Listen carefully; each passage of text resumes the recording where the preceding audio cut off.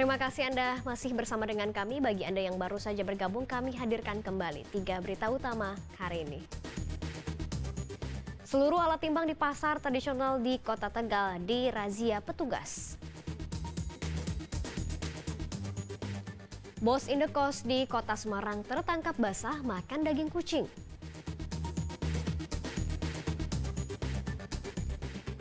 Pengeroyokan kelompok perguruan silat kembali terjadi. Satu remaja dihajar 5 pesilat hingga terluka lebam.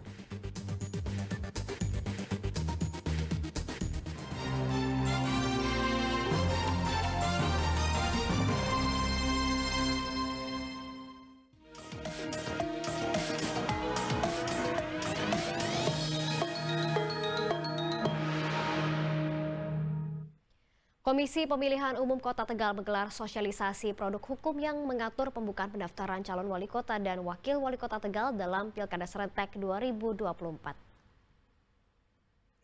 Sosialisasi yang digelar pada Rabu kemarin ini dihadiri perwakilan partai politik, organisasi masyarakat, dan mahasiswa. Produk hukum yang dibahas adalah PKPU nomor 7 tahun 2024 tentang penyusunan daftar pemilih dan PKPU nomor 8 tahun 2024 tentang pencalonan. Selain membahas produk hukum, KPU Kota Tegal juga menjabarkan tahap Pilkada Serentak. Dengan adanya sosialisasi ini diharapkan peserta pemilu yaitu partai politik paham prosedur penyelenggaraan Pilkada Serentak pada 27 November mendatang, sehingga seluruh proses tahapan pilkada bisa berjalan lancar.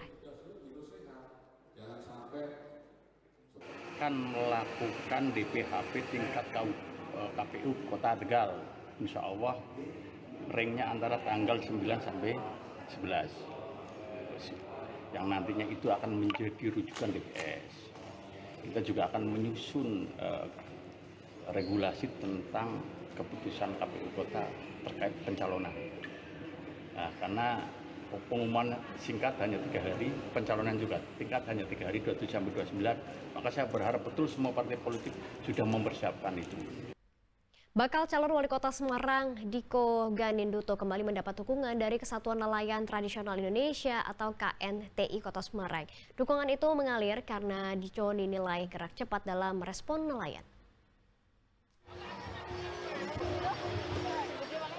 Bupati Kendal sekaligus calon wali kota Semarang Diko Ganinduto datang ke kampung nelayan Tambak Lorok, Kota Semarang. Diko memenuhi undangan deklarasi dukungan dari KNTI untuk memenangkan pemilihan wali kota Semarang. Di sela-sela kedatangannya, Diko pun berdiskusi dan mendengar keluhan serta aspirasi nelayan. Antara lain, alur sungai yang mulai hilang hingga stasiun pengisian bahan bakar yang masih jauh dari perkampungan nelayan. Ya, tadi ada beberapa aspirasi ya. Yang pertama terkait dengan alur sungai yang ini juga menjadi kendala di masa yang akan datang. Ini harus diperhatikan dari sekarang. Kemudian yang kedua juga terkait SPBN.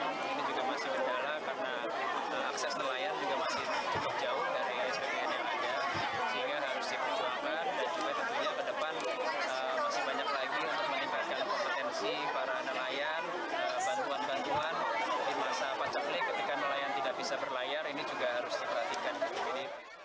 KNTI Kota Semarang mendukung Diko maju dalam kontestasi Pilkada 2024 karena sosok Diko dinilai gerak cepat dalam respons nelayan. Ya, karena respon cepat. Kami para nelayan sukanya respon cepat.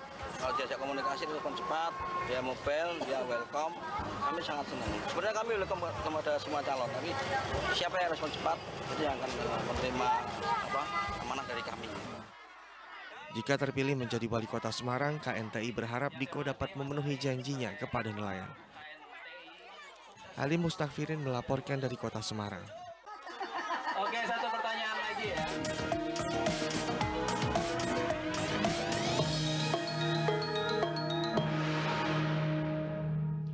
Diduga melakukan pencemaran nama baik, Dewan Pengurus Cabang PKB di Brebes melaporkan mantan Sekjen PKB Lukman Edi ke Polres Brebes. Dalam beberapa waktu terakhir, tensi antara PKB dan PBNU cukup panas. Pemicunya diduga saat pansus angket haji terbentuk.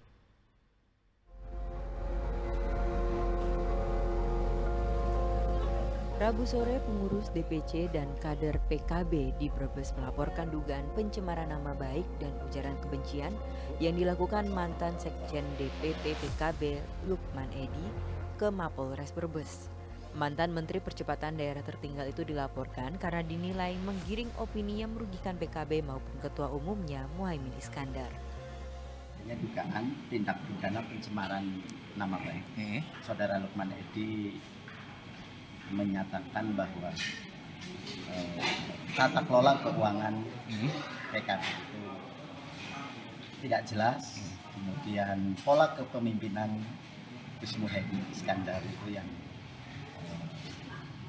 otoriter, semena-mena.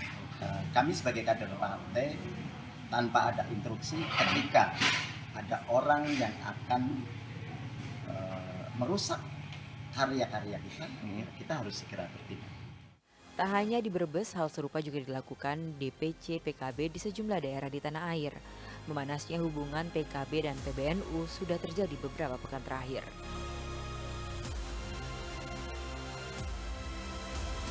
Puncaknya saat DPR membentuk Pansus Sengketa Haji 2024 yang diketok palu oleh Wakil Ketua DPR RI Muhaimin Iskandar yang juga Ketua Umum PKB. Pansus ini menelusuri keputusan Menteri Agama atas dugaan mengalihkan tambahan 20.000 kuota haji reguler ke haji khusus. Merespon hal itu, Sekjen PBNU Saiful Yusuf melontarkan pembentukan tim 5 atau Pansus PKB karena Gus Ipul mengklaim elit PKB melakukan upaya menjatuhkan partai itu dari struktur NU. Hingga setelah tim terbentuk, mantan Sekjen PKB Lukman Edi mengeluarkan pernyataan yang membuat dirinya dilaporkan pengurus DPP hingga DPC PKB. Sugiartono melaporkan dari Brebes.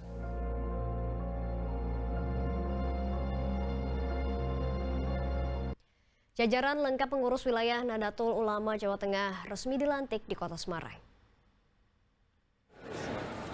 Bertempat di Aula Universitas Islam Sultan Agung Unisula Semarang, Ketua PBNU resmi melantik pengurus PWNU Jateng pada 3 Agustus lalu. Pelantikan itu dihadiri sejumlah tokoh NU, Wakil Menteri Pertanian hingga PJ Gubernur Jawa Tengah bersama jajaran Forkompinda. Ketua PBNU berharap para pengurus baru bisa mengajak masyarakat untuk membangun Jawa Tengah. Ia meminta NU jadi garda terdepan dalam menjaga persatuan dan kesatuan dengan mengedepankan budaya luhur bangsa berdasarkan Pancasila.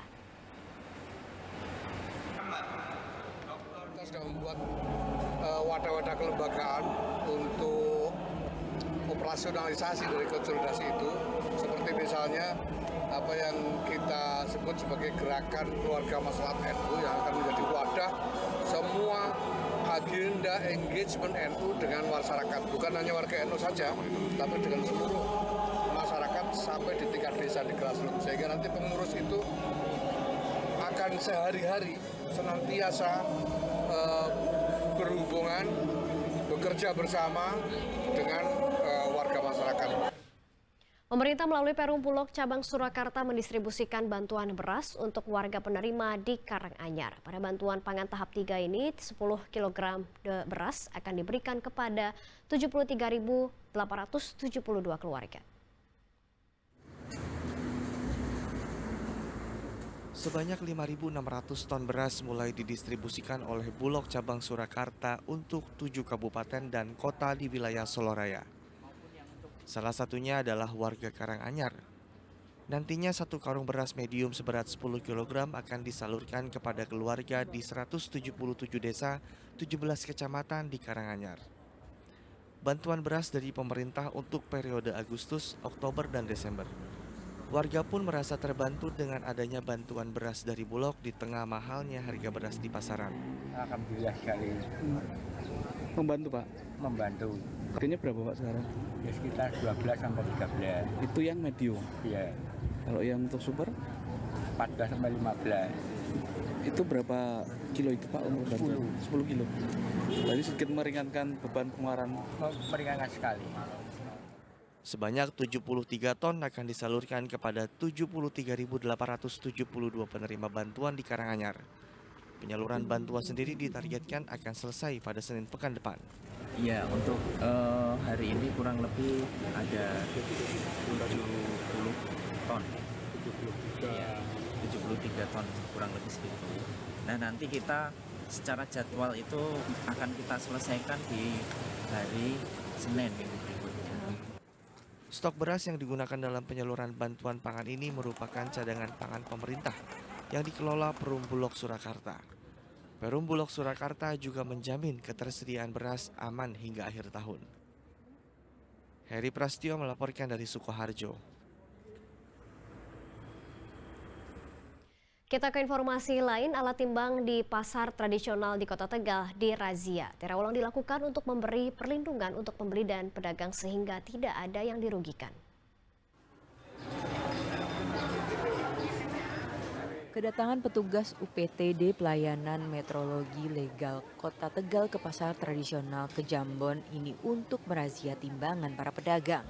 Satu persatu timbangan ditera ulang atau diuji ulang kembali takarannya.